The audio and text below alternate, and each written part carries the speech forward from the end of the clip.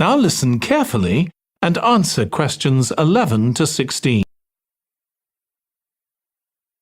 As chair of the Town Council Subcommittee on Park Facilities, I'd like to bring you up to date on some of the changes that have been made recently to the Croft Valley Park. So if you could just take a look at the map I handed out, let's begin with a general overview. So, the basic arrangement of the park hasn't changed. It still has 2 gates, north and south, and a lake in the middle.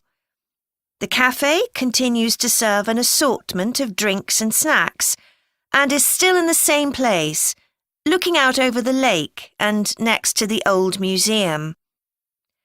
We're hoping to change the location of the toilets and bring them nearer to the centre of the park, as they're a bit out of the way at present, near the adventure playground, in the corner of your map. The formal gardens have been replanted and should be at their best in a month or 2.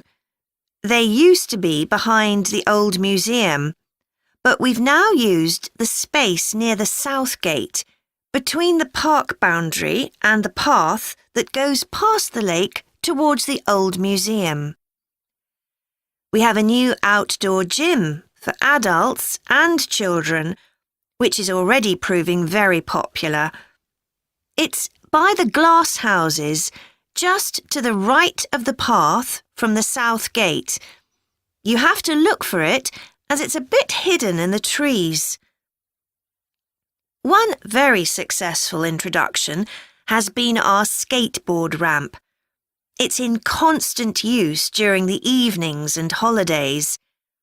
It's near the old museum, at the end of a little path that leads off from the main path between the lake and the museum.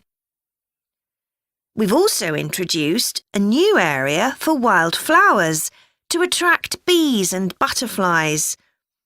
It's on a bend in the path that goes round the east side of the lake, just south of the adventure playground.